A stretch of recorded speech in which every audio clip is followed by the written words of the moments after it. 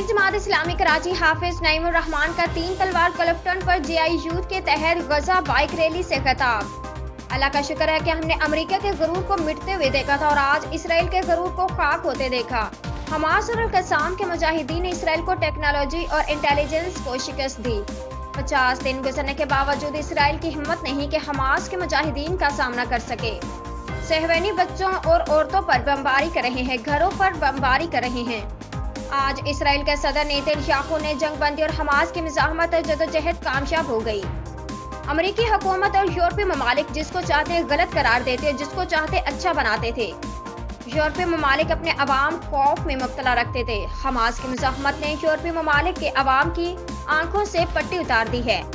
Hamas की मुज़ाहमत ने दुनिया को अवाम और ख्वास में तकसीम कर दिया है। यूरोपीय ममालिक के अवाम की आंखों से पट्टी तो हट गई, लेकिन बेगैरत मुस्लिम हुक्मरानों की आंखों से पट्टी नहीं हट रही। मुस्लिम हुक्मरानों के ममालिक में इतनी हिम्मत नहीं कि वह खुलकर इसराइल और अमेरिका के खिलाफ बात कर सकें। मुस्लिम हुक्मरानों को अमेरिका और इसराइल से नहीं बल्कि अपने अवाम और मुज़ाहमत से खौफ है।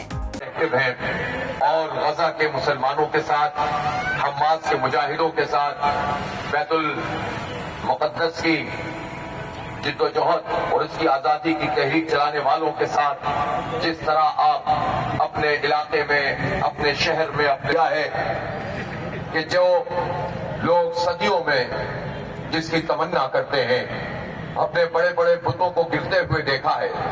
हमने रूस का इंतजाम देखा, हमने अमेरिका के गुरूर को मिटते हुए देखा, और आज जब पूरी दुनिया इस पर लगी हुई थी कि इसराइल को तस्लीम करो, जब पूरी दुनिया 50 दिन गुजरने के बावजूद इसराइल के फौज में ये हिम्मत नहीं है कि वो हमास के नौजवानों का सामने आकर मुकाबला कर सके, वो दूबदू जंग नहीं लड़ पाए हैं, वो सिर्फ बच्चों को शहीद कर